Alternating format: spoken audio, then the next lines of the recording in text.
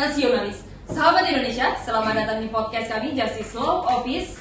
Podcast perdana ini yang akan mengupas tentang bagaimana sih kehidupan kebangsaan Indonesia saat ini dan menyambut kemerdekaan Republik Indonesia yang ke-77. Bersama saya Adatun Fitriana dan rekan kami Bapak Hudi Yusuf. Kali ini kami kedatangan tamu yang sangat luar biasa dan sangat spektakuler yang lagi viral di Indonesia. Salah satunya Bapak Ruslan Buton. Salam nasionalis sejati. Banyak yang sudah tahu Bapak Ruslan Buton ini merupakan ketua Ekstrimatra, pimpinan Ekstrimatra di Indonesia yang legendaris dan cukup kontroversial ya Pak ya. Yang kedua, kami kedatangan tamu juga sosok Soekarno masa kini, Bapak Bakti Dewanto, dan juga pengacara yang ada di Indonesia yang legenda juga. Merdeka! Yang ketiga, kami kedatangan tamu juga Bapak Rudolf Sinaga. Beliau adalah mahasiswa S2 di Indonesia yang cukup lama tinggal di Belanda. Jadi kita akan komparasikan bagaimana kehidupan hukum di Indonesia dan bagaimana kehidupan hukum yang ada di Belanda. Simak terus videonya, jangan lupa untuk like, subscribe, dan share ke teman-teman semuanya. Salam nasionalis. Baik, terima kasih untuk Pak Ruslan Buton. Abang ya, lebih enak dipanggil abang sih sebenarnya. Sip. Oke, Bang Ruslan Buton, terima kasih banyak untuk telah meluangkan waktu ke sini. Dan kepada Pak Bakti, terima kasih juga. Saya manggil apa ya namanya? Bung kali ya?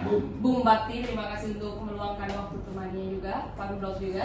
Nah, kali ini kita akan membahas tentang kemerdekaan Indonesia ke-77 ini, bagaimana tanggapan-tanggapan beliau dan apa impian-impian beliau ini untuk Indonesia yang jauh lebih baik lagi, Indonesia yang jauh lebih maju lagi. Mungkin kita akan mulai dari Bang Ruslan Buton. Silakan mungkin sedikit. Baik, terima kasih atas undangannya Bang Hudi. Perdana ya, Bang. Perdana ini Bang. Perdana ya. Bang. Ya, mudah-mudahan Amin. Kebanyakannya lebih baik. edukasi pemahaman kepada semua orang dari bidang hukum ataupun hal-hal yang lain tentang Indonesia. Siap. Terima kasih atas pertanyaannya ya, Dek Fitri ya. Iya. Bahwa Indonesia masa kini. Oke. Nah, kita sudah memasuki tahun yang ke-77 nanti tanggal 17 Agustus 2022.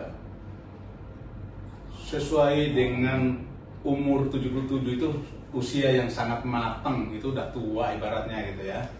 Tetapi kalau saya melihat bahwa Indonesia saat ini belum bisa sesuai dengan harapan. Kenapa saya berkata seperti itu? Kita bisa tahu semuanya apa yang terjadi saat ini dengan bangsa kita, dengan kekayaan alam yang dimiliki oleh Republik ini, tetapi kondisi bangsanya, kondisi rakyatnya, kita bisa melihat di lapangan seperti apa. Banyak yang menjerit, banyak yang kesulitan, banyak yang dipersulit dan lain sebagainya, dengan berbagai macam aturan-aturan yang selalu menghalangi pergerakan rakyat. Artinya dalam artian kebebasan rakyat itu semuanya dibatasi dengan berbagai macam aturan ataupun undang-undang yang mereka bikin, sehingga rakyat kita sekarang tidak bisa bergerak secara bebas. Maksud Abang regulasinya tidak pro rakyat begitu? Iya, lebih kurang seperti itu. Oke. Ya, ini sesuatu hal yang sangat bertentangan dengan undang-undang. Karena kita tahu bahwa undang-undang mengatur kedaulatan itu dari tangan rakyat, dan sekarang itu tidak terjadi. Iya. Kemudian undang-undang juga mengatur kebebasan berpendapat, tetapi juga tidak terjadi. Nah, sekarang pertanyaannya, apakah masih ada undang-undang kita? Tadi contohnya apa tuh Bang? Yang rakyat tidak berdaulat, tidak ada kebebasan mengungkapkan pendapat, mungkin ada contoh Bang? Jadi begini, sebuah negara berdiri ada minimal 4 syarat. Yang pertama, dia punya pemerintahan yang sah, ya kan? Kita punya. Kemudian punya penduduk asli atau penduduk setempat, atau rakyatnya punya. Kemudian punya wilayah, dan yang keempatnya mempunyai pengakuan atau hukum atau pengakuan luar negeri. Nah, ini semua kalau misalkan dikolaborasikan akan menjadi sebuah hal yang luar biasa atau sesuai dengan undang-undang yang kita punya. Tetapi kenyataannya bahwa sekarang Republik ini hanya dimiliki oleh satu pihak saja, hanya pemerintah saja. Rakyatnya tidak bisa berbuat apa-apa. Nah, seolah-olah semua kebijakan-kebijakan itu mereka atas nama undang-undang, tapi undang-undang yang sudah dirubah, undang-undang yang sudah diamandemen sesuai dengan keinginannya ya para oligarki yang menguasai bangsa ini. Nah, ini yang tidak kita kehendaki, udah berlawanan dengan. Tapi kan yang merubah undang-undang di DPR, Bang. Nah, pertanyaannya kenapa sekarang DPR berani ketuk palu untuk perubahan undang-undang? Ada apa? Nah, Ada itu apa? menjadi pertanyaan kita bersama. Iya, iya. Gitu. Seharusnya kan DPR mewakili Mewakili rakyat.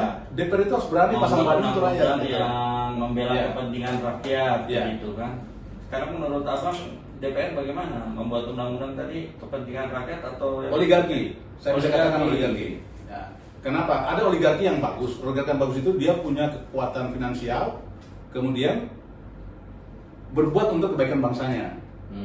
Nah, tapi ada oligarki yang tidak bagus. Oligarki yang tidak bagus itu yang orang-orang yang perampok-perampok itu memanfaatkan keadaan ini, kekayaan alam ini dengan berbagai macam caranya, tapi untuk kepentingan kelompoknya. Kolaborasilah dengan kekuasaan. Oh begitu. Jadi hari ini kepentingan rakyat tersandra oleh kepentingan kelompok, maksud Iya. Abang begitu. Ya. Oh begitu.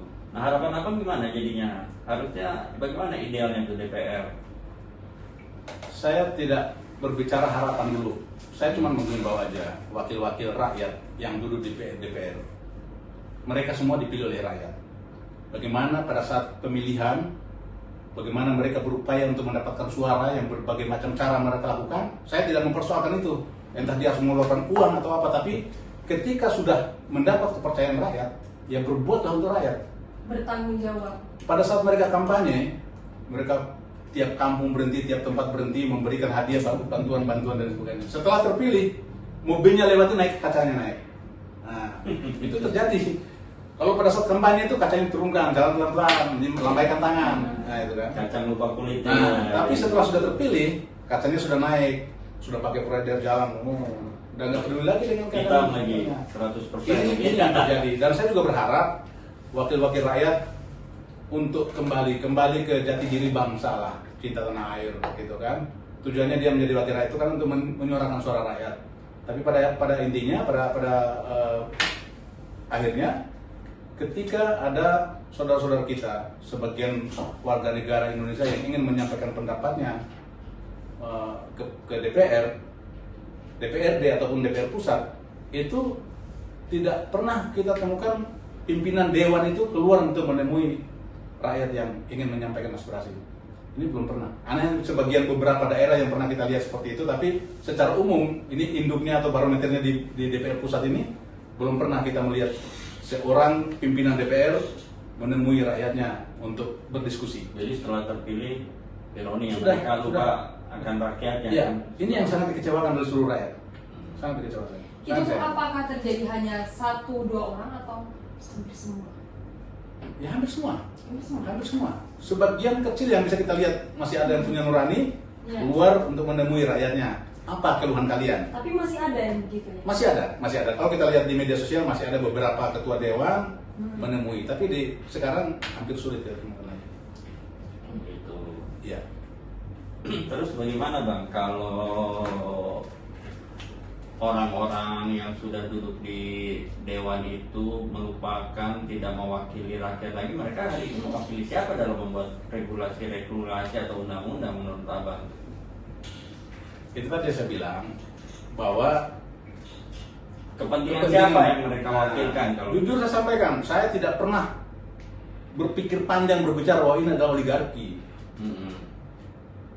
Nah, kenapa saya bilang seperti itu? Nanti kita sebentar lagi akan pemilu 2024. Nah, pemilu 2024 nanti aturannya ambang batas pemilihan presiden nanti 20%.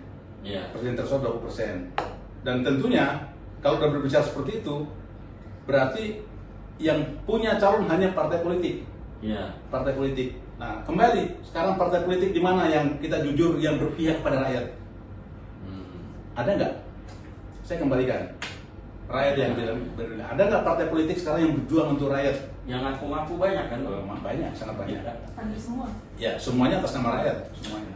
Tapi apakah rakyat sekarang menikmati itu?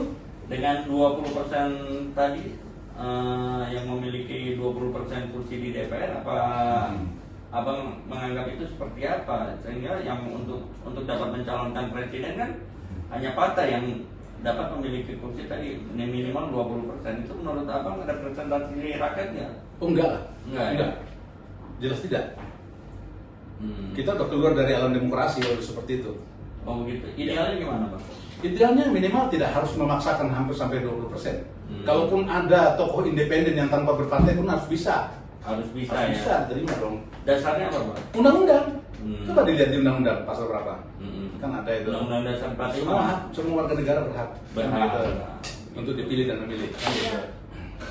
Idealnya, tapi kan nanti kalau semua menjadi calon presiden kan agak repot tuh. Oh, tidak juga. Artinya begini, kalau menurut saya tidak mesti semua orang mengajukan diri, tidak. Iya. Tapi kan Ada ada syarat-syarat tertentu yang kira-kira tokoh mana yang bisa dimunculkan, yang bisa diusung oleh beberapa kelompok ataupun komunitas. Kira-kira syaratnya seperti apa kalau tidak dengan 20%? Itu saya tidak bisa berbicara seperti itu syaratnya. Harus kita berbicara dengan tokoh-tokoh bangsa untuk kemajuan bangsa ini.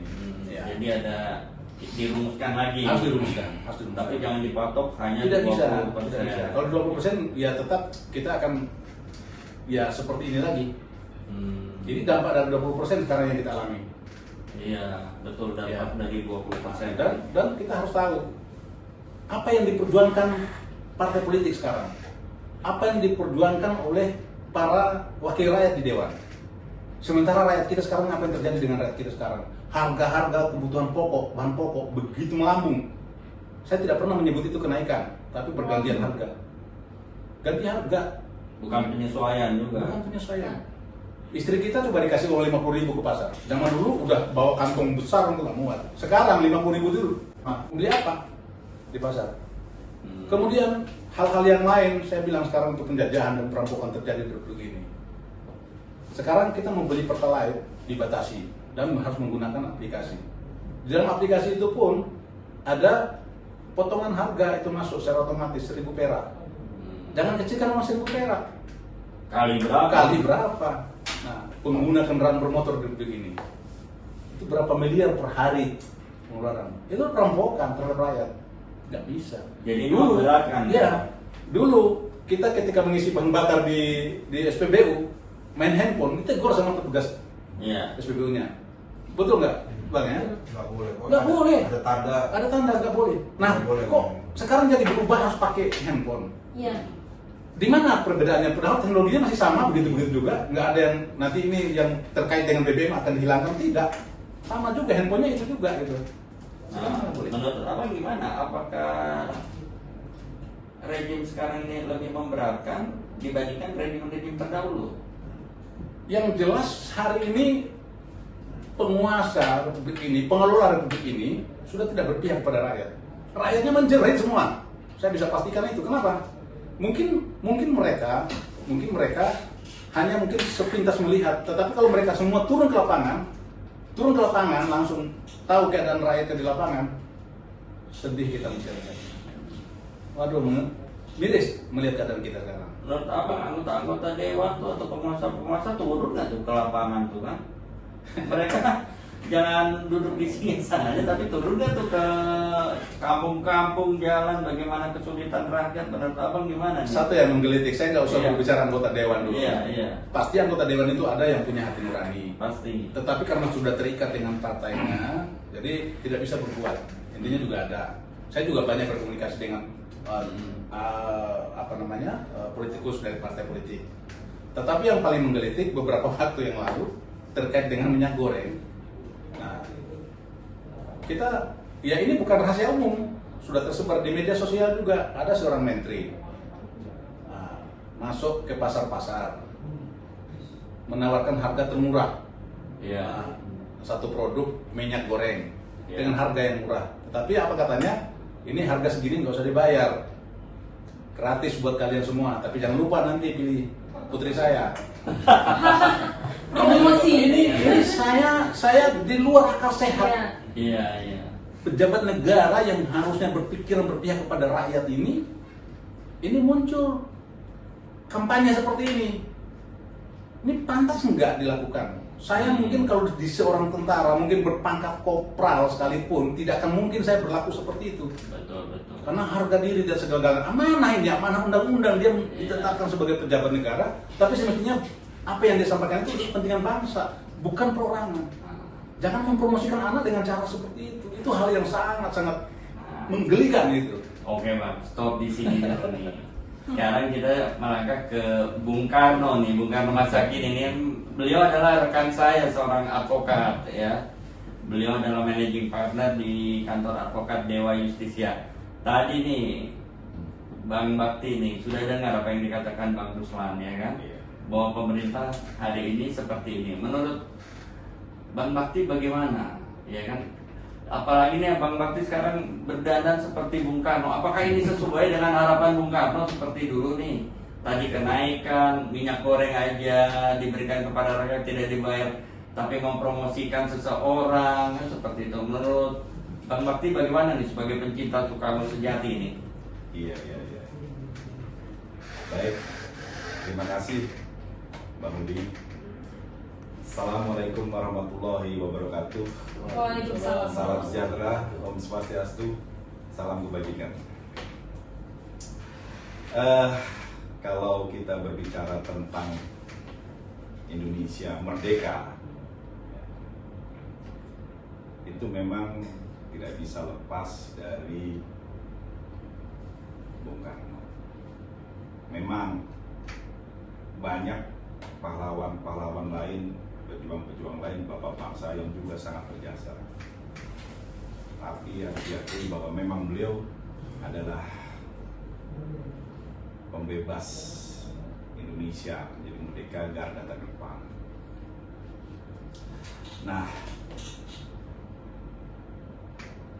dan kalau bicara tentang kemerdekaan dengan Bung Karno itu tidak bisa lepas dari dua kata. Yang pertama tentu Pancasila, yang kedua tentu revolusi. Karena Bung Karno adalah seorang revolusioner sejati. Ketika beliau mengatakan, I hate imperialism, I detest colonialism. Di dalam sidang umum PBB ya, yang ke-15 tahun 1960, beliau menegaskan ya, bahwa imperialisme dan kolonialisme itulah yang membuat dan memecah persaudaraan ya. Membuat bangsa-bangsa itu menjadi terjajah, dijajah, sehingga terjadi eksploitasi on the long palong, penghisapan manusia atas manusia lain, penghisapan satu bangsa atas bangsa lain. Jadi ini tadi kondisi seperti ini seakan-akan kita terjajah lagi oleh bangsa lain. Seperti itu, kira-kira begitu nih Bang Bakti, iya kan? Kita harus menyatakan bahwa mungkin waktu sudah 77 tahun berlalu, atau sejak konferensi Asia Afrika ya tahun 95. Tapi keadaan hari ini juga belum banyak berubah. Kenapa saya berani mengatakan demikian? Karena struktur bangunan ya, masyarakat dunia maupun masyarakat di Indonesia itu masih sama, berbentuk piramida sosial. Ya. Dulu Peter L. Berger pernah mengatakan bahwa ada yang namanya piramida korban manusia. Ini sama. Di tingkat internasional kita melihat bentuk piramida ini di mana negara-negara besar, ya, dengan ideologi-ideologi mereka, khususnya itu ideologi neoliberalisme dan neokomunisme, mereka mengatur dunia. Bukan hanya itu, mereka mengatur dunia tapi bukan untuk kepentingan seluruh bangsa di dunia, tapi untuk kepentingan mereka sendiri. Pribadi ya Pak? pribadi bangsa mereka sendiri. Iya kan? Seharusnya kan untuk kemanusiaan, persaudaraan, perdamaian manusia sedunia, tapi ini tidak. Maka sampai hari ini kita lihat ya kondisi perdamaian dunia itu sulit dicapai. Bung Karno pernah mengatakan juga di dalam judul pidatonya itu ya, to build the world anew, membentuk kembali satu tatanan dunia baru, cita-cita luhur dari presiden dari sebuah negara yang belum lama merdeka, bahwa tatanan dunia saat itu, dan saya katakan juga sampai sekarang, itu belum berubah, masih juga terjadi seperti itu. Kenapa demikian? Karena bentuk struktur bangunan piramidanya ini masih seperti itu. Di tingkat nasional seperti itu juga, ya kan? Jadi piramida di atas itu ya para pejabat, penguasa, ya kan? Jumlahnya sedikit, tapi menguasai kekayaan sedemikian banyak. Nah, di bawahnya ini ada konglomerat, ya kan? Begitu juga makin ke bawah. Nah, yang paling menyedihkan adalah yang di bawah. Ya tadi dibilang barusan, masyarakat di bawah. Jumlahnya besar, pendapatannya sedikit. Menjerit mereka. Bagaimana membaginya? Kuenya sedikit, dibagi banyak. Yang di atas orangnya sedikit, kuenya banyak. Lalu harapan sama, ya, sama dan sebangun. Bangunan di tingkat dunia dan di tingkat, maka dikatakan dulu ya, memang berat melawan penjajah, tapi mereka jelas-jelas musuh. Berarti sekarang penjajahan di bidang ekonomi, Pak, maksud abang melawan bangsa sendiri itu lebih sulit. Ini jadi maksud abang melawan bangsa sendiri berarti penjajahnya bangsa sendiri, begitu? Satu. Ya. Tapi juga dari asing. Iya. Iya kan? Jadi seolah-olah nih kayak semacam kayak komprador gitu. Jadi bangsa-bangsa asing ya kan menghisap kita, menghisap kekayaan alam bangsa Indonesia lewat metode-metode pinjam uang, investasi ya. Tapi semua hasilnya itu disedot ke sana. Jadi di pusat-pusat kapitalisme internasional ya kan, penghasilan dari bangsa-bangsa seperti kita yang punya kekayaan alam disedot, ditarik dari veri-veri, tarik ke pusat. Kenapa penguasa kita mau mereka melakukan itu, Pak? Tadi saya katakan sebagian besar ya, bangsa kita ini masih berpikir bahwa ketika menjalani satu proses kehidupan itu bagi mereka adalah menjadi proses mobilitas vertikal. Artinya apa? Kalau hari ini kita lahir dari keluarga miskin, ya kalau bisa nanti kita sekolah jadi pendidikan, jadi tadinya di lantai dasar ya, dari piramida itu naik menjadi tengah. Yang di tengah kalau bisa naik ke atas di top piramida, ya kan? Padahal ini adalah piramida urban, ya, bukan seperti ini struktur penduduk dunia ini. Ya kan? Dalam konteks ini, dalam konteks pemikiran revolusi Bung Karno, ya, menjebol dan membangun, ya, struktur piramida ini harus dihancurkan, direvolt, diganti, ya kan, diciptakan satu struktur di mana manusia itu ya sederajat. Tadi abang bilang kan bahwa Bung Karno hanya ada dua, Pancasila dan revolusi. Yes. Nah sekarang struktur piramida itu sesuai dengan Pancasila. Dan apa sih sebetulnya yang sesuai dengan Pancasila? Pancasila itu bertentangan dengan imperialisme, dengan kolonialisme. Ya. Tidak mungkin ada imperialis dan kolonialis yang berperi kemanusiaan. Kita lihat dalam sejarah bagaimana para penjajah itu, ya kan, pura-pura dagang sini dagang, lama-lama setelah didagang, dikuasai, dipecah belah, dihisap, kekayaan alamnya dibawa ke sana.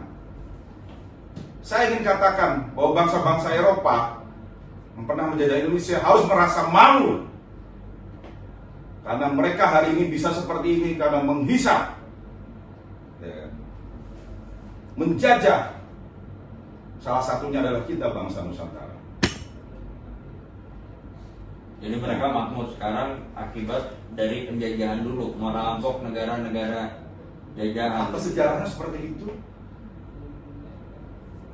Fakta sejarahnya seperti itu. Saya ambil contoh lagi satu yang lebih jelas, misalnya pertemuan antara Presiden Soekarno dengan Presiden John F. Kennedy. Kenapa Soekarno memilih bertemu dengan John F. Kennedy? Karena Soekarno menyadari bahwa hanya bertemu dengan tokoh, ya, yang punya power dan kompetensi berwenang memutuskan, ya, baru bisa mengubah dunia. Itulah ada pertemuan di sana, di Swiss, di Grand Montreal Hotel, di mana di situ dibahas tentang bagaimana, ya kan, membangun dunia ini supaya tidak terjadi eksploitasi manusia atas manusia, tidak terjadi eksploitasi satu bangsa atas bangsa lain. Ditandatangani. Kenapa? Karena John F. Kennedy tahu bahwa emas yang digunakan sebagai kolateral dalam pembangunan itu sebetulnya milik kita yang dulu di zaman Belanda, ya, itu dikumpulkan sama beberapa tabak dibawa ke Belanda. Setelah itu ketika Perang Dunia Kedua, Jerman menyerang, dibawa harta itu, emas itu ke Jerman. Setelah itu Sekutu mengalahkan, diambil lagi, dibawa ke Amerika, itu dianggap pampasan perang dari Jerman. Dari Jerman itu pampasan perang. Lalu Belanda sempat kalah sama Jerman perang dunia. Ya. Terus dibawa ke Jerman. Betul. Terus kalah oleh Sekutu, dibawa lagi ke Amerika. Ya, dikuasai oleh mereka. Nah, Soekarno mengerti itu. Walaupun Soekarno tidak punya dokumen, tapi dengan kekuatan diplomasinya, dia bisa meyakinkan John F. Kennedy. Dan Indonesia mendapatkan persentase dari harta itu. Kan memang berasal dari sini. Tapi apa yang terjadi? Seminggu setelah itu, John F. Kennedy pulang ke Amerika, ditembak. Dan saya harus katakan, ini adalah konspirasi di dalam tubuh, ya, negara Amerika Serikat sendiri. Ya. Agen-agen intelijen CIA bermain untuk membunuh seorang presiden yang bersimpati, seorang presiden Amerika Serikat yang bersimpati kepada negara yang berkembang dan ingin membangun suatu tatanan dunia baru. Mereka tidak ingin. Mereka ingin menjadi negara yang tetap mendominasi.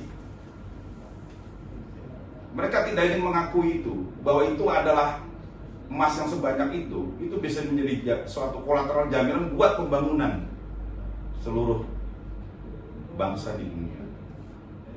Sehingga apa yang direncanakan Soekarno sama John F. Kennedy berantakan di situ. Berantakan semua. John F. Kennedy. Dan ingat, setelah itu target mereka, setelah Kennedy, targetnya adalah Bung Karno sendiri. Saya ingin mengatakan kepada seluruh anak bangsa di sini bahwa peristiwa G30 SPKI yang kemudian berujung pada kejatuhan Bung Karno itu harus kita timpakan kesalahannya adalah kepada negara-negara pusat neoliberalis dan neokomunis. Dan itu bertentangan. Kok bisa kita salahkan itu? Iya, karena apa? Mereka bermain lewat agen-agen mereka di sini. Ya.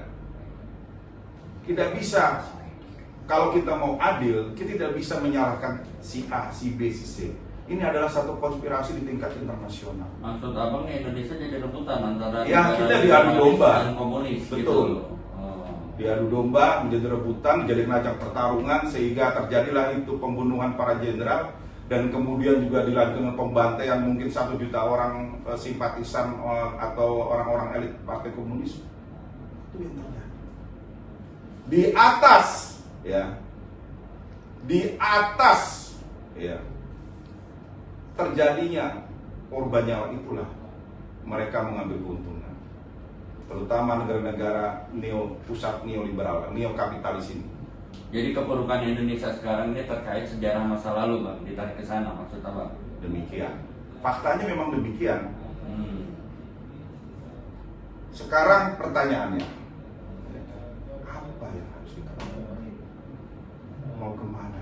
Tapi sebelum sampai ke sana, Bang, mau tahu dulu nih, Bung Karno tadi bicara 2 Pancasila dan revolusi. Apakah sekarang nih pemerintahan sekarang atau yang pemerintahan selama ini sudah berjalan nggak sih sesuai dengan keinginan Bung Karno, sesuai dengan Pancasila? Baik, kemerdekaan itu adalah jembatan emas menuju cita-cita masyarakat adil. Di atas apakah cita-cita emas, cita-cita itu diletakkan? Bung Karno mengatakan kita harus punya di dalam pidatonya Hari Raya Pancasila satu filosofis perjuangan. Nah, itulah yang dinamakan sebagai Pancasila. Di atas dasar Pancasila itulah 5 sila itulah kita bergerak. Tapi sudah nggak kita jalankan itu Pancasila itu? Ya, jadi begini. Pancasila itu adalah 5 sila, di mana 5-5-nya itu merupakan satu kesatuan yang bulat dan utuh. Satu tidak terlaksana bukan Pancasila. Dan sila pertama ketuhanan yang Maha Esa. Sila pertama ketuhanan yang Maha Esa harus menjiwai sila kedua. Sila ketuhanan yang Maha Esa menjiwai sila ketiga. Sila ketuhanan yang Maha Esa menjiwai sila kerakyatan yang dipimpin oleh Tuhan. Dan sila pertama juga menjiwai sila. Dengan sila ketuhanan yang Maha Esa itu, bangsa Indonesia mengaku bahwa kita adalah bangsa yang bertuhan. Bersama kita semua sebagai bangsa menghadap kepada Tuhan yang Maha Esa. Naik kita ke langit. Dan kemudian turun kita ke bumi untuk membumikan nilai-nilai kemanusiaan, menguatkan nilai-nilai persatuan, menjalankan nilai kerakyatan, dan mewujudkan keadilan sosial bagi seluruh rakyat Tapi Indonesia. menurut Bang ini bagaimana selama ini, siapakah yang sudah mampu untuk menjalankan Pancasila nih dari rejim-rejim yang ada, Bang? Ya kan? Begitu. Ya, memang ini suatu tugas berat. Karena apa? Enggak, maksudnya sudah ada belum, Bang? Ya tugas berat lah, tapi sudah ada belum, ya kan? Sudah berjalan belum Sudah Pancasila? berjalan belum ini Pancasilanya? Sudah dilaksanakan belum? Betul. Harus kita katakan bahwa sampai hari ini Pancasila belum bisa dilaksanakan betul-betul sesuai dengan harapan. Karena Setuju ya? apa? Kenyataannya memang yang namanya satu persatuan katakanlah. Ya kita tahu kita bersatu. Tapi ada nggak yang mampu kira-kira menjalankan Pancasila ini? Dari setiap pergantian penguasa ada nggak yang mampu menjalankan Pancasila? Baik. Saya dengan tegas mengatakan mampu dan bisa dilaksanakan. Kenapa? Bung Karno mengatakan bahwa saya menggali Pancasila ini dari dalam. Tapi apa Bung Karno seorang Pancasilais? Dia seorang Pancasilais. Orang mengatakan bahwa kenapa Bung Karno menggelorakan konsep Nasakom? Padahal komunis itu bertentangan, Anti Tuhan. anti Tuhan dan sebagainya. Baru Bung Karno mengatakan jangan sekali-kali meninggalkan sejarah. Artinya apa? Di dalam sejarah dunia dan di dalam sejarah Indonesia. Nah, berarti di Pancasila ada ruang buat komunis juga. Sebentar. Faktanya adalah pada saat itu, baik di tingkat dunia, ya, di tingkat nasional, memang ada orang-orang yang berideologi komunis tapi mereka memperjuangkan kemerdekaan Indonesia. Ambil contoh yang pertama, seperti Tan Malaka. Tan Malaka itu seorang pemeluk Islam, Pak. Tapi di dalam perjuangan dia menggunakan ideologi komunis. Dia yang pertama kali menulis menuju Indonesia merdeka. Seperti itu. Begitu juga. Dan kenyataannya memang waktu itu di tingkat dunia dan juga di Indonesia juga banyak yang menggunakan ideologi komunis sebagai alat perjuangan. Ya.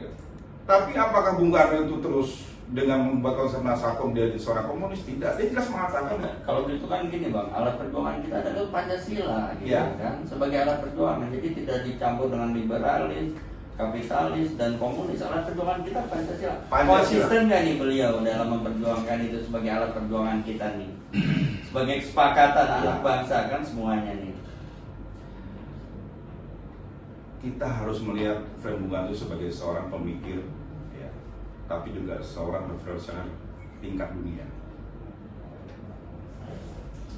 Beliau melihat kenyataan bahwa dunia itu ada ideologi-ideologi, sehingga pada saat beliau berpidato di tingkat internasional sidang umum bangsa-bangsa memperkenalkan Pancasila.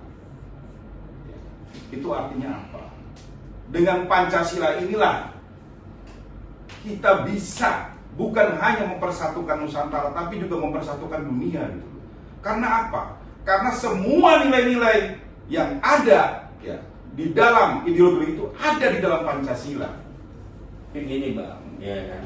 Nah untuk hari ini, cerminan hari ini tadi akan sudah disampaikan oleh Bang Landutan kan, regulasi-regulasi yang tidak pro rakyat, apakah ini mencerminkan Pancasila begitu kan?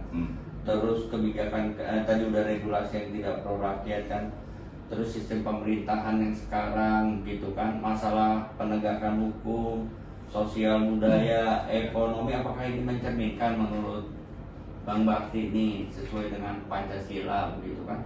Hari ini kan rakyat menurut Bang Ruslan Luton tuh menjerit, ya kan? Serba sulit kita hidup hari ini. Apakah itu mencerminkan dengan Pancasila? Kira-kira begitu Bang. Begini ya, kita tidak akan bisa sepenuhnya menjalankan Pancasila selama kita ada dalam dominasi ya liberal kapitalisme. Jelas kita melihat sekarang. Itu kan tergantung pimpinannya, mereka welcome atau tidak. Justru itu Pancasila itu sebagai sebuah ideologi itu memerlukan itu seorang pemimpin yang betul-betul dalam tanda petik itu memahami Pancasila. Yang kedua, memiliki satu ya, kekuatan pemersatu. Jadi menurut Abang ini dengan demikian apakah pemimpin kita menguasai Pancasila dengan keadaan yang sekarang? Rakyat bisa menilai. Menurut Abang nih, bukan rakyat nih. Iya kan? Menurut Abang, kalau menurut Bang Dukun bagaimana? Tidak. Tidak. Pancasila belum berjalan di negeri ini. Belum berjalan. Saya tegas saya katakan Iya. Pancasila itu sudah tidak berjalan, tidak dijalankan. Dari sila pertama yang seperti beliau sampaikan sampai dengan sila kelima. Iya. Itu semuanya sudah Iya, di luar jalur semua. Iya. Tidak pro rakyat. Tidak pro rakyat. Jadi tegas tidak. Tidak. Ada pemimpin menurut Bang Dukun yang sekarang seorang Pancasilais. Hanya bungkusannya Pancasila, tetapi aplikasinya di lapangan sudah Tidak tidak ada. ada. Itu saya tegas menegaskan seperti itu. Kalau tidak dapat dilaksanakan hari ini, kenapa kita terus-terusan seperti ini? Semua mengataskan nama Pancasila, tapi tidak dijalankan. Gimana menurut Bang Dukun? Semua yang elemen di Republik ini, apapun itu bentuknya, pasti akan mengatasnamakan Pancasila dan Undang-Undang Dasar.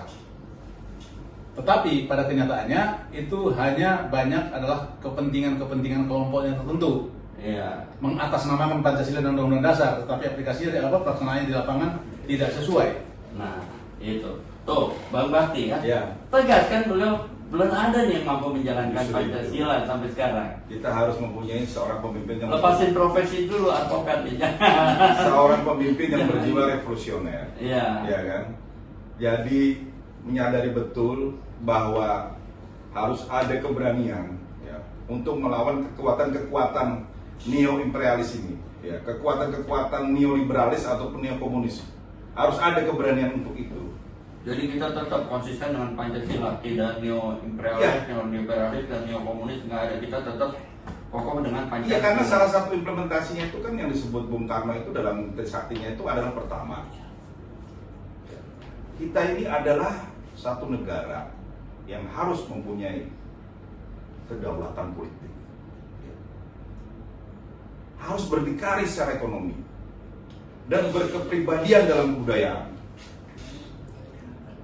dalam rangka untuk menuju apa? Menuju masyarakat yang adil makmur. Tapi sekarang ada nggak yang begitu? Iya, sebentar ya. Nah, Orang Jawa bilang gemah ripah loh jinawi, toto titi tentram kartoraharjo. Kalau dalam Islam bilang negara yang badatun toibatun warabumuf, ya kan? Itu dulu. Setelah itu tercapai, baru kita nanti akan melangkah Indonesia menjadi mercusuar dunia. Ini ada tahapannya. Belanda itu negaranya sebesar apa sih Pak Rudolf? Itu kecil sekali itu, Pak. Ya, mungkin dari Jakarta ke Bandung lah. Oh, sebesar itu. Kecil, cuma penduduknya sekarang 17 juta menurut Pak. Bawah laut lagi ya. Dan itu di mereka, makanya ada katanya Nederland ya, Nederland itu di bawah. Itu bikin dam. Iya. Damnya itu, nah itu. Infonya di Belanda penjara itu kosong. Nah sekarang begitu. Artinya itulah tanda kelihatan bahwa tingkat kriminalitas kurang. Rendah ya. Rendah sekali. Karena apa?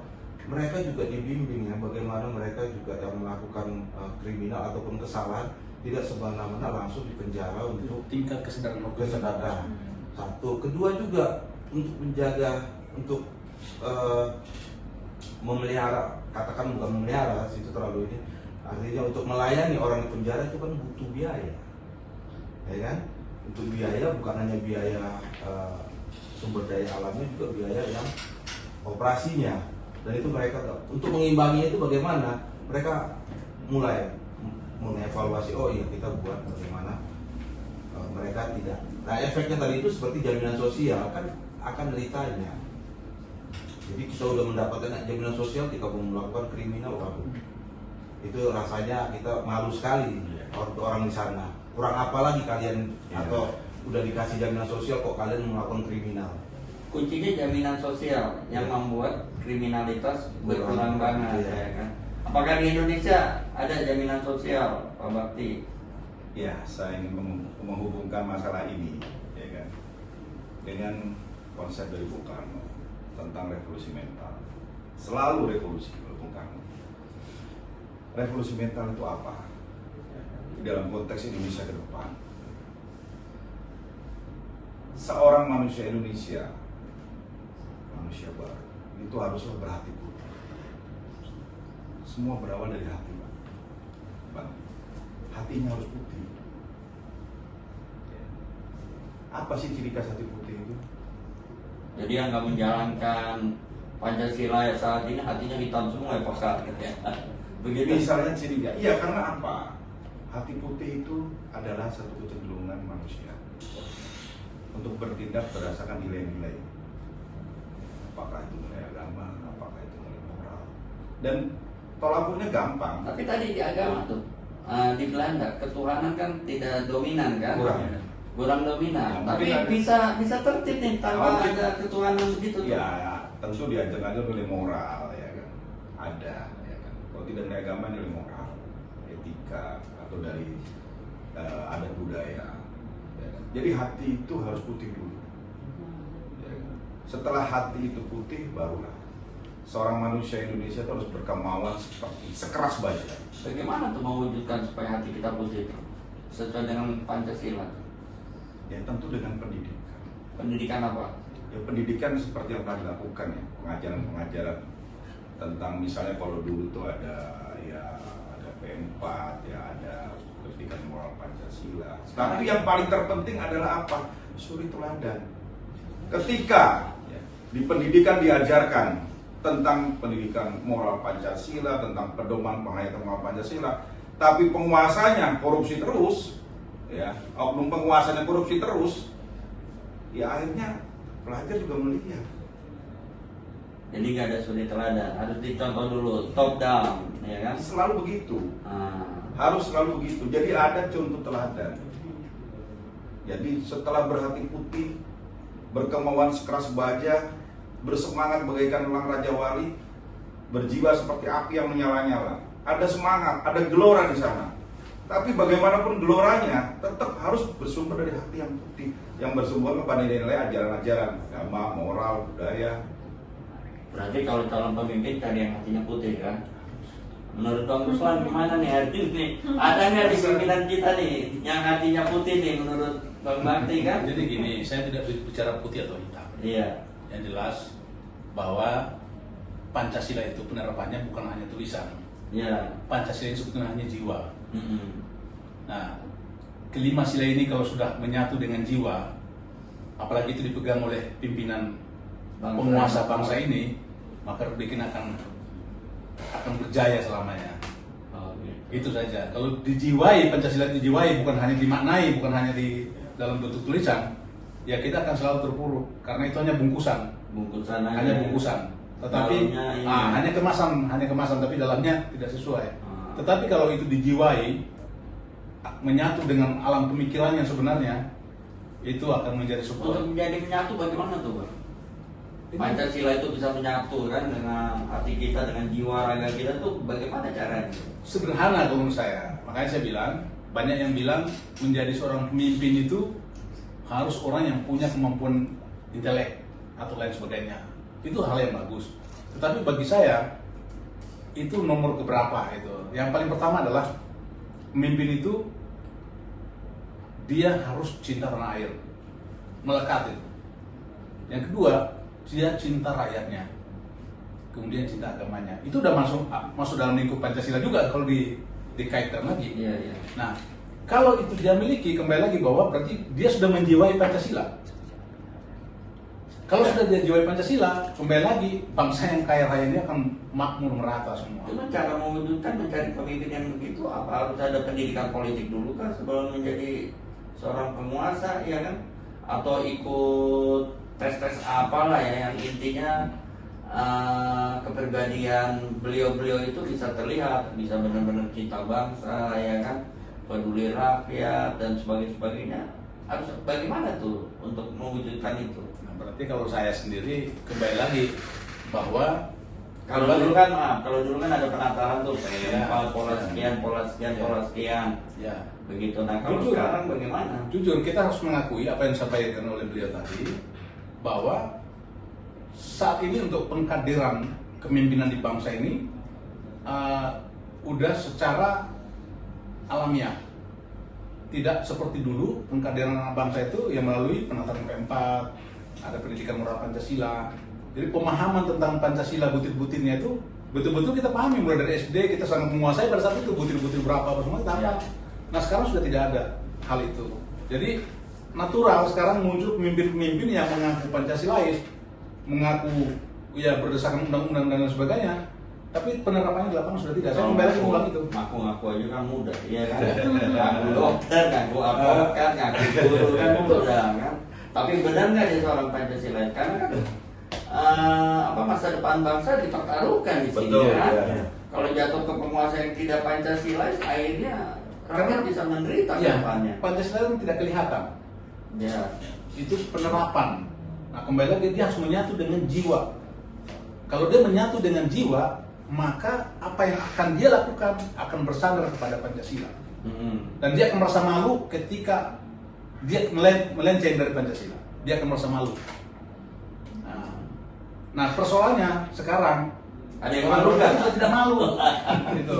Tidak malu ya. Banyak orang-orang baik, orang-orang pintar berpikir sangat banyak. Iya, iya. Tapi orang juga banyak di balik kepintarannya itu memanfaatkan kepintarannya dengan melakukan hal-hal yang menyeleweng dan menyimpang Pancasila. Hanya untuk memperkaya dirinya, kelompoknya, mengabaikan kepentingan orang banyak atau rakyatnya. Apa yang pantas disebut kalau mereka-mereka yang menyimpang dari Pancasila, Pak? Kalau saya sederhana aja, saya menganggap mereka adalah bagian dari pengkhianat bangsa.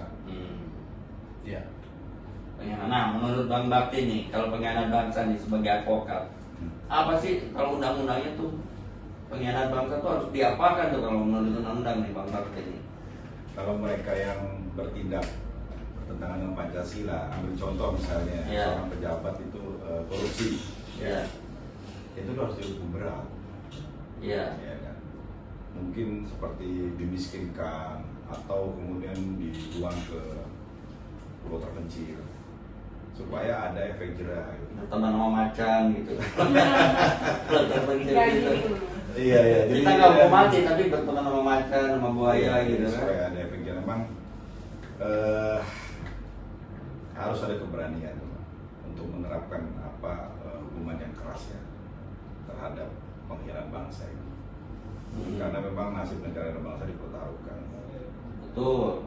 Sebetulnya untuk melihat seorang pemimpin itu dia berjiwa Pancasila itu bisa melihat dari dia punya keberpihakan, dia punya sikap perilaku. Misalnya begini, kalau dia mengutamakan kepentingan golongannya, ya, dia mengutamakan pribadi, ya, ini berarti ya diakui atau tidak, ini orang anti Pancasila gitu.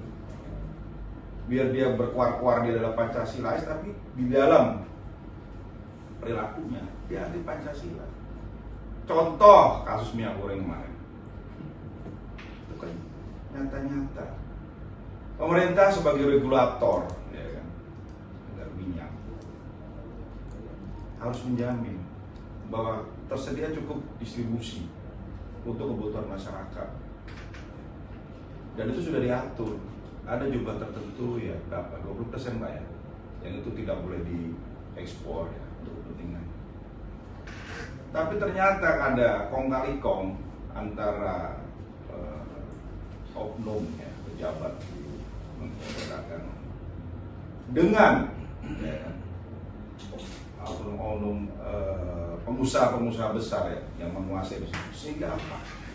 Terjadi satu kebijakan yang tidak berpihak kepada rakyat, Pak. Satu kebijakan yang merugikan rakyat. Padahal minyak goreng untuk hajat hidup orang banyak ya. Mak-mak berteriak semua, menjerit. Bapak-bapak enggak ya? Ya bapak-bapak kena impactnya, kena dampaknya. Iya, dijeritin sama mama. Iya. Kalau mau beli minyak harus antri berjam-jam. Ada yang di Kalimantan sono antri sampai berhari-hari. Iya, iya. Iya kan? Jangan dong kebutuhan primer masyarakat dimainkan. Orang-orang seperti ini yang disebut pengkhianat bangsa, dan itu harus mendapat hukuman seberat-beratnya. Iya. Terus Pak, kemarin itu kan sempat viral juga yang ternyata kementerian itu dengan menaikkan harga dia juga menciptakan produk untuk minyak goreng dengan harga yang lebih rendah dari pasaran. Itu maksudnya apa? Itulah yang disebut ya kan. Ketika orang mau berbuat kesalahan terus mau menutupi dengan, ya kan, kita nggak bisa. Habis kita ngerampok negara terus kita berlagak jadi dermawan gitu loh, nyumbang ke sana kemari. Nggak bisa seperti itu dong. Iya kan. Kebijakan konsisten kan kayak di Belanda kan stabil harga-harganya. Harga-harga stabil, terus jaminan sosial jelas. Sehingga orang malu untuk berbuat yang tidak baik, untuk korupsi malu. Sampai pejabat-pejabat kan anti suap semua kan, anti suap. Kalau menteri di sana, kalau mereka artinya dia punya pendapat tidak sesuai atau tidak terima, dia bersedia mundur dari jabatannya. Dan itu tidak malu-malu. Biasa di Eropa begitu. Itulah tadi Pak, hati putih. Ketika dia merasa berbuat salah, dia mengaku saya salah. Padahal mereka nggak berketuhanan tuh ya. Nah, tapi bisa begitu. Seharusnya kita lebih bisa. Harusnya. Harus lebih bisa. Karena Bung Karno pernah mengatakan, ya kan, Pancasila ini lebih bagus dan lebih hebat, lebih baik daripada Declaration Independence dari Amerika, dan juga jauh lebih tinggi nilai dari Manifesto Kaum Komunis. Persoalannya kembali kepada manusia Indonesia, mau tidak menyerap jiwa Pancasila ini dan melaksanakannya. Kalau ke rakyat kan tinggal ngejalanin, betul kan kalau menurut Anda? Tentu kembali lagi semua dari sudut pandang penguasa. Penguasa kan? Penguasa. Iya. Penguasa yang Pancasilais yang berhati putih, mengutamakan kepentingan golongannya, mengutamakan kepentingan bangsanya, berani melawan tadi yang disebut sama beliau, berani melawan oligarki. oligarki yang bermain mengatur hajat hidup orang banyak harus dilawan. Rakyat di belakangnya kok. Jadi korban. Jadi seorang pemimpin tidak perlu takut. Selama dia berhati putih, berpegang pada Pancasila, rakyat akan berada di belakang, mendukung dia. Dan terhadap kaum oligarki yang merasa bisa mengatur Nusantara, mengatur Indonesia, mengatur ekonomi Indonesia, mengatur politik Indonesia, akan tiba saatnya kalian akan berhadapan dengan rakyat Indonesia. Jadi gini Pak, Tunggu kalian. iya, terkadang saya suka sama penjajah tuh suka tuh. Kenapa saya suka sama penjajah? Mereka menjajah negara-negara di dunia untuk memakmurkan negaranya. Jadi negaranya itu wajib dimakmurkan, rakyatnya wajib dimakmurkan, gitu loh. Dengan cara apa? Menjajah, merampas harta-harta milik bangsa-bangsa lain, tapi demi negaranya. Nah itu yang hebat, walaupun saya tidak suka penjajahan, jelas akan bertentangan kan, tentu tidak bisa kan. Tapi mereka sebegitunya Melakukan segala cara untuk memakmurkan rakyatnya. Nah kalau menurut abang gimana di negara kita ini? Iya kan? Di negara kita ini gimana nih? Jadi ini menarik ini. Memang Bang Budi suka penjajahan. Tujuannya bukan suka penjajahannya, Bukan tapi suka penjajahan. upaya mereka untuk memakmurkan rakyatnya kan. Memakmurkan rakyatnya. memperjuangkan Nah. bangsa sendiri. Di kita apa yang disampaikan Bung Karno bahwa penjajahan terperintah dengan menghadapi bangsa sendiri. Nah kita ini yang menjajah bangsa ini ya orang kita sendiri yang diisi oleh para pengkhianat tadi yang saya bilang. Mereka memanfaatkan jabatannya, memanfaatkan kekuasaannya untuk merampas kekayaan alam ini Kolaborasi. atas nama bangsa untuk bangsa. Investasi untuk bangsa, investasi. Tapi apa yang sekarang yang sudah diperbuat untuk bangsa ini yang dirasakan? Gak bisa kita hanya bilang sebuah infrastruktur bagus, jembatan jalan di mana-mana dan lain sebagainya, gak bisa. Kalau hasilnya dari hutang, hutang yang sekarang sudah sangat membunuh, yang sudah di luar akal sehat kita, siapa yang mampu membayarnya? Kalau dipikir lagi, semestinya dengan kekayaan alam yang ada di negeri ini, tidak perlu kita ada hutang. Dan tidak perlu kenaikan pajak, tidak perlu kenaikan sembako. Kenapa sembako naik? Kenapa BBM naik? Terus saling menyalahkan. Ini karena begini, karena global dan lain sebagainya. Gak bisa, itu salah mengatur, salah mengelola bangsa. Mereka gak punya kemampuan berarti. Jalan tol ini berarti untuk rakyat atau untuk kepentingan tertentu Pak? Siapa yang menikmati jalan tol sekarang? Ya. Udah harganya sekarang selangit. Hanya orang-orang yang punya kemampuan. Iya. Coba sopir angkut suruh lewat tol. Nggak Nggak akan berani dia. Berani. Orang-orang yang punya kemampuan. Kalau orang-orang yang tidak punya kemampuan nggak akan berani melalui tol. Jadi jalan tol untuk rakyat atau untuk Nah kan sudah dijawab sendiri. Kenyataannya seperti itu. Bahwa kesejahteraan itu tidak dinikmati oleh semua. ya itu Semua contoh rakyat, kan, iya. bangun jalan tol dari hutan, Iya. ya kan. Terus ya kalau saya sih sepakat, kalau saya biasanya tuh senengnya jalan arteri aja melebar-lebar ya 20 meter, 30 meter, jadi Ya. sepanjang Semua jalan bisa. tuh ke Surabaya masyarakat itu Pakai bisa motor berjualan, bisa. pakai motor bisa berjualan.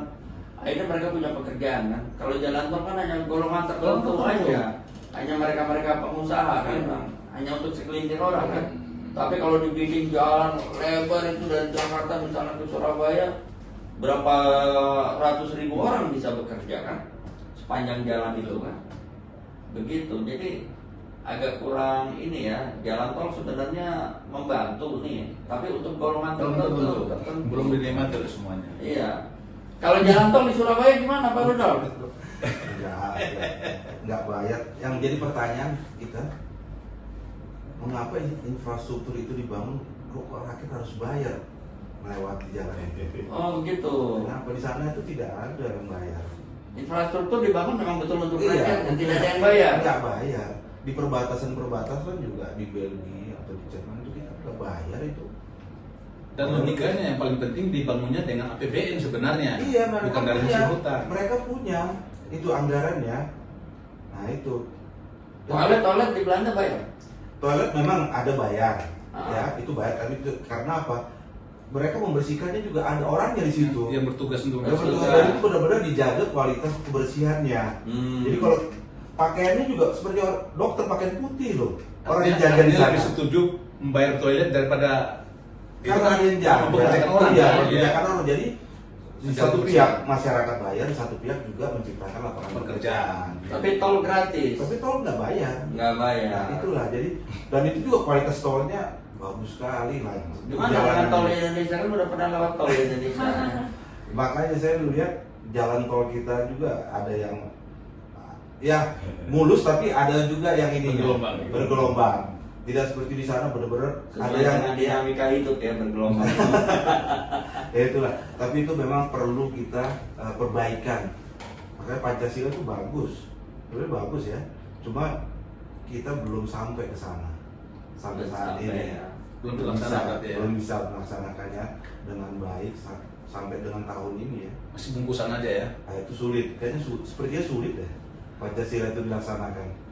Sulit ya. Sulit sekali. Pesimis. Ya, Pesimis sangat sulit. Itu dia. Penyebabnya apa? Kok bisa? Ya itu, kita udah 77 tahun merdeka, itu penyebabnya ya, harusnya kalau kita sudah 77 tahun merdeka, umur kita udah semakin tua, berarti kita udah punya pengalaman. Bilang tua lah, umurnya sudah sangat matang. Artinya matang lah. Ya. Nah, umur Sebagai kita udah bangsa. matang, sebagai bangsa itu udah matang, kita udah bisa itu sebetulnya. Tapi belum kelihatan secara utuh sampai sekarang. Gitu. Lalu Pak Rudolf, dengan perbandingan kehidupan di Belanda, Pak Rudolf yang udah jalanin dengan yang ada di Indonesia nih, bagaimana? Untuk kenyamanannya terutama dengan Kalau negara yang untuk dijajah dan menjajah. keamanan di sana, safety masyarakat bagus ya. Kita kalau ada kesulitan tinggal telepon, ada nomor alarm 112 namanya. Di sini juga pakai 112, padahal saya pikir itu niru dari sana. Tinggal langsung berapa menit polisi datang tuh. Dan tidak artinya gimana?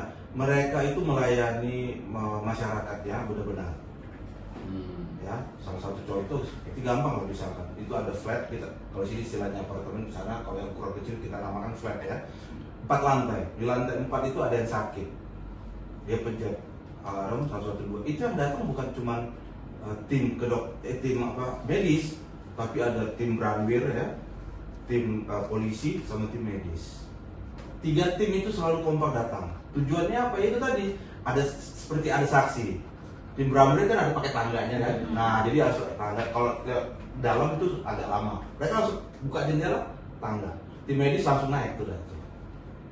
Polisi selalu mengawasi apakah benar itu. Bagus. Nah, itulah artinya mereka itu benar-benar menjaga masyarakatnya. Karena apa? Mereka juga bayar pajak. Tujuannya apa? Seseorang yang dibayar pajak di sana, mereka tuh berhak mendapatkan hak-haknya. Karena apa? Sumbangan mereka berupa pajak, mereka juga ingin hak mereka dipenuhi juga. Nah, itu memang terlaksana di sana. Di sini kalau telepon 112 saya belum pernah nih. Pak Bakti pernah telepon 112, cepat atau enggak? Pak Rudolf pernah nyoba yang sini? Atau di sini 110 ya? Bang. Bang, 110 di sini. 110 kayaknya. 110. Nah, itu satu. Cepat atau enggak pelayanannya kan? Nah, itulah makanya di sana itu bagus. Tapi umumnya bukan hanya di sana, negara-negara Eropa lain juga pada sampai sana. Yang Eropa gitu. Barat termasuk Malta. Jadi tujuannya seperti tadi, tujuan hukum itu coba kalau bisa menciptakan kebahagiaan.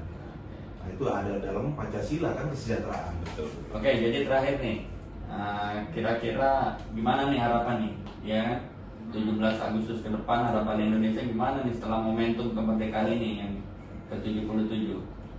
Singkat aja. Dari siapa nih? Iya, Bang Ruslan lah. Oke.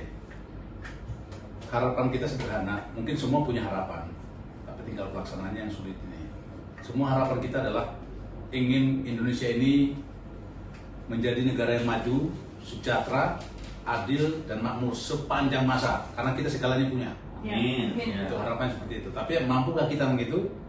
Tergantung pimpinan, Tergantung penguasa. penguasa, gitu. Bang Bakti, Iya. ini kata beliau tergantung penguasa. Menurut Bang Bakti tergantung apa nih? Ya, memang faktor terkuat itu ya dari penguasa.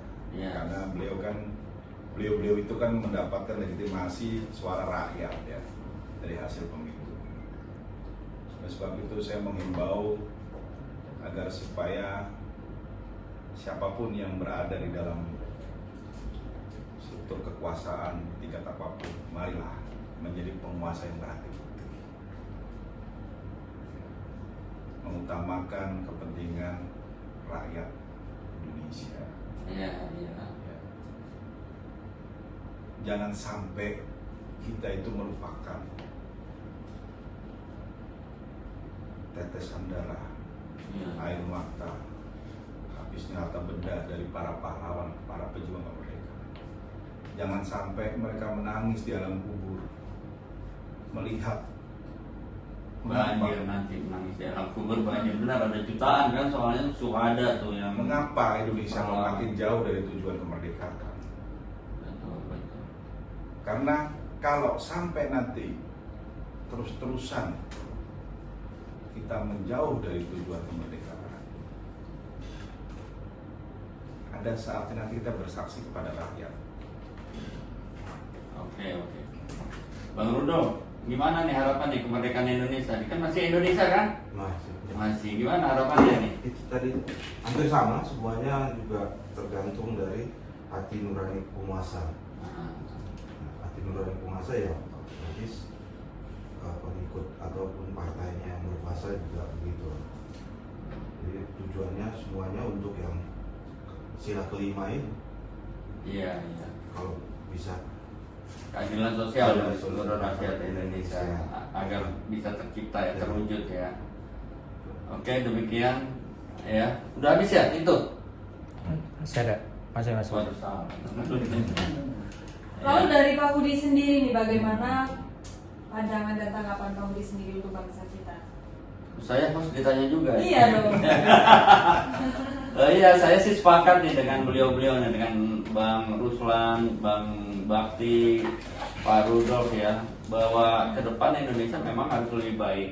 Kuncinya adalah di penguasa. Penguasa harus dapat memberikan contoh suri teladan yang baik kepada seluruh rakyatnya, supaya rakyat bisa mencontoh. Mencontoh itu harus dari atas ke bawah, bukan dari bawah ke atas. Dan jadikanlah ideologi kita superior di negeri sendiri. Ya, jangan mengikuti ideologi orang lain ya kan. Kita Pancasila ya punya ekonomi Pancasila sendiri, tidak ikuti ekonomi seperti kapitalis ataupun komunis. Itu ideologi yang berbeda. Kita punya ideologi Pancasila, ya ekonominya juga ekonomi Koperasi. Pancasila. Seperti apa koperasi yang kerakyatan itu harus dikedepankan. Gitulah Di menurut Eropa saya Timur ya. gitu Pak. Iya. Koperasi kan di sana. Di Eropa negara-negara Skandinavia. Ya. kalau di Indonesia malah beda. Hmm. Itu mereka yang bergaji besar itu malah membiayai mereka yang bergaji rendah. Subsidi. Subsidi kan. Iya. Itu yang namanya sama rasa Sama tuh. sama. Akhirnya apa? Mereka berpikir, aduh, ngapain nih saya ini kerja tinggi-tinggi, pendidikan tinggi-tinggi, Akhirnya harus terus berbagi. membagi dia. Tapi memang dipaksa sama undang-undang mereka begitu. Hmm. Dan toh mereka juga nggak artinya nggak risih gitu kan, itu ya udah kita jalankan aja. Ya. Oh begitu. Kayak itu. Itu hebatnya di situ kan, sama rasa sama rata kan. Oke, selanjutnya kita selesai sampai sini. Terima kasih nih atas kehadiran abang-abang semua di sini, Bang Ruslan, Bang Bakti, Bang Rudolf ya kan. Semoga apa yang telah disampaikan oleh beliau-beliau menjadi inspirasi bagi kita semua. Khususnya atau pada umumnya pada seluruh bangsa, pada seluruh anak negeri, atau kepada penguasa-penguasa agar menjadi tadi. Jadi menurut Bang Bakti itu penguasa yang berhati putih. Iya. Menurut Bang Rudolf penguasa yang pakai hati nurani kan. Menurut Bang Ruslan ya penguasa harus memberikan contoh yang baik. Cinta tanah air. Cinta tanah air, cinta bangsa begitu. Sehingga orientasi penguasa itu harus untuk kesejahteraan dan keadilan bangsanya, bukan untuk bangsa lain Menurut sila atau kelima. kelompoknya ya. Oke, terima kasih. Saya serahkan pada Fitri. Terima kasih untuk abang-abang kita, bung-bung kita juga untuk kedatangan hari ini. Semoga bisa bermanfaat dan untuk semuanya, terutama penguasa Pak, terutama untuk penguasa bangsa Indonesia. Dan sampai jumpa di podcast-podcast selanjutnya. Salam nasionalis. Oke.